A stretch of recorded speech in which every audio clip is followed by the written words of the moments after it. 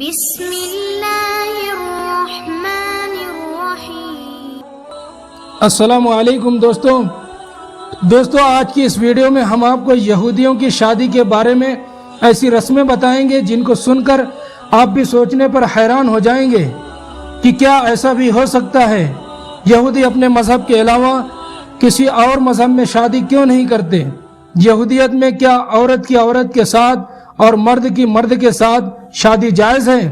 اور اگر عورت بیوہ ہو گئی ہو تو اس کے ساتھ کیا کیا جاتا ہے؟ اور اس بیوہ عورت کی اولاد کے ساتھ کیا کیا جاتا ہے؟ اور شادی کے موقع پر کون سی رسمیں شرمناک رسمیں ہیں جن کو سن کر آپ بھی شرم محسوس کریں گے اور آپ بھی ان پر لعنت بھیجیں گے؟ اور اس کے علاوہ آخر میں یہ بھی بتائیں گے کہ ان کے خاص کر تہوار کون سے ہیں اور ان دنوں کیا خاص کام سر انجام دیتے ہیں۔ تمام باتوں کو جاننے کے لیے ہماری اس ویڈیو کو آخر تک ضرور دیکھیں۔ دوستو، ہم مسلمان بہت خوش قسمت ہیں کہ ہمارا دین اسلام ہے، اور اس سے بڑھ کر اور بھی خوش قسمتی کی بات یہ ہے کہ ہم محمد صلی اللہ علیہ وسلم کے امتی ہیں، کیونکہ روز محشر میں ہر کسی کو اپنی پڑی ہوگی۔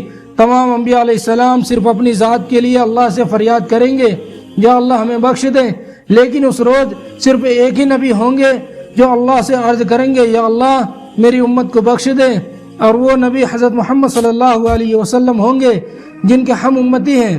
ایک دن حضرت موسیٰ علیہ السلام نے اللہ سے عرض کیا، اے اللہ مجھے اپنے آخری نبی کی امت میں شامل کر لے، تو اللہ نے فرمایا نہیں موسیٰ، ایسا نہیں ہو سکتا۔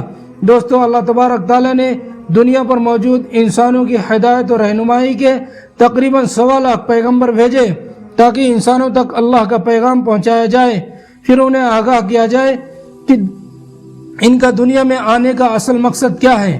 مگر ان میں سے بہت سی قومیں ایسی گزری ہیں جنہوں نے اپنے انبیاء اکرام کا مذاق اڑایا، جن میں ایک اہم یہودی قوم ہے اور جن کا موجودہ مسکن اسرائیل ہے۔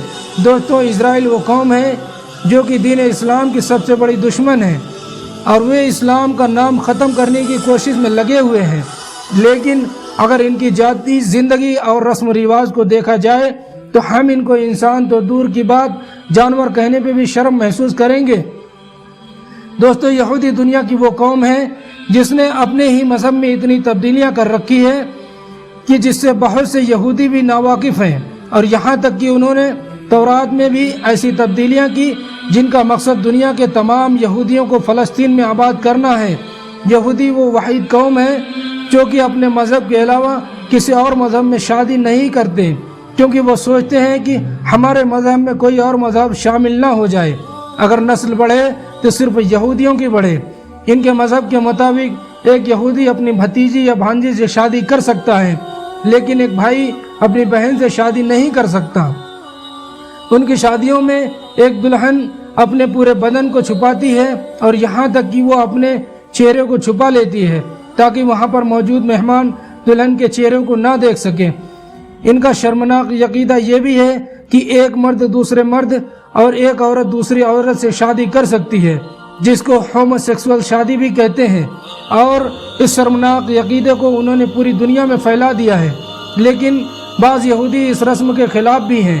دوستو، آج کا ایک عجیب و غریب عقیدہ یہ بھی ہے کہ جو انہوں نے خود بھی اپنے اوپر لاگو کیا ہوا ہے، وہ ایسی عورت کے بارے میں جن کا شوہر مر گیا ہو اور اس کی اولاد نہ ہو تو اس کی شادی مرے ہوئے آدمی کے بھائی سے زبردستی یا رضامندی سے ہر حال میں کرا دی جاتی ہے، اور اس عورت کو کسی دوسرے مرد کے ساتھ شادی کرنے کی اجازت نہیں دی جاتی، حالانکہ ایسا کرنے کا تورات میں کوئی حکم نہیں ہے، بلکہ یہ ان کے لیے بنائے ہوئے اپنے عقیدے ہیں۔ دوستو، یہودیوں کے عقیدے کے مطابق شادی سے پہلے منگنی کی جاتی ہے۔ یہودی شادی کے دن روزہ رکھنا لازمی سمجھتے ہیں، جبکہ شادی کی رسم سپہر کو مجلس میں کرتے ہیں، جس میں یہ کم سے کم 10 بالغوں کی موجودگی ضروری سمجھتے ہیں۔ اس کے بعد دولہا اور دلہن اکٹھا مجلس میں آتے ہیں۔ یہودی عالم ان کو ایک گلاس میں شراب ڈال کر دیتا ہے اور ان کو دعائیں دیتا ہے۔ یہ شراب دولہا اور دلہن پیتے ہیں، پھر دولہا اپنی دلہن کی انگلی میں انگوٹھی پہناتے ہیں اور اسے عبرانی زبان میں کہتا ہے کہ آج سے تم حضرت عیسیٰ علیہ السلام اور اسرائیلی رسومات کے مطابق میری ہو چکی ہو۔ پھر دولہا شادی کے عہد نامے کو عبرانی زبان میں بلند آواز میں پڑھتا ہے اور پھر شراب کا ایک گلاس دلہن کو دیتا ہے۔ دلہن شراب کے بعد گلاس کو دولہے کے سامنے رکھتی ہے، پھر دولہا اس گلاس کو اپنے دائیں پیر سے توڑتا ہے، پھر سب بلند آواز میں خوش قسمت پکارتے ہیں۔ اس گلاس کو توڑ کر یہ اپنی زندگی کے آنے والی مصیبتوں کو یاد کرتے ہیں، اور اس کے بعد یہودی یہ بھی تصور کرتے ہیں کہ اس گلاس کو توڑنے کے بعد اس کے ٹکڑوں سے یہ اندازہ لگایا جاتا ہے کہ یہ رشتہ کب تک قائم رہے گا، یعنی کب تک شادی کے بندھن میں بندھے رہیں گے۔ یہودیت میں نکاح نامے کو کتوبہ کہا جاتا ہے، جس کی یہودی عقیدے میں بہت ویلیو ہے۔ اس نکاح نامے میں دولہا اس بات کا عہد کرتا ہے کہ وہ دلہن کے مرنے یا اس کے طلاق دینے پر اسے مہر دے گا، اور وہ بھی عہد کرتا ہے کہ اس کی جسمانی خواہشات کو پورا کرے گا۔ پھر یہ نکاح نامہ تمام حاضرین کے سامنے اونچی آواز میں پڑھا جاتا ہے تاکہ وہاں پر موجود لوگ نکاح نامے میں موجود درج حکایت کو سن سکیں اور گواہ بن جائیں۔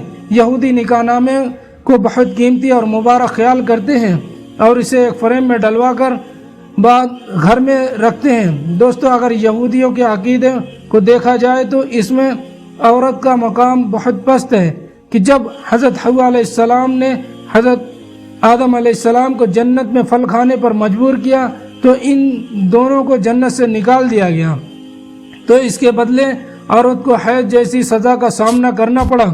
یہودی عقیدے کے مطابق عورت سے شادی کرنے کا مقصد شوہر کی خدمت اور اولاد کو حاصل کرنا ہے، اور اگر کافی دن گزرنے کے بعد عورت کے بطن سے اولاد نہ ہو تو ان کا شوہر بنا جھجک دوسری شادی کر سکتا ہے اور اسے اپنی بیوی سے پوچھنے کی کوئی ضرورت نہیں ہوتی۔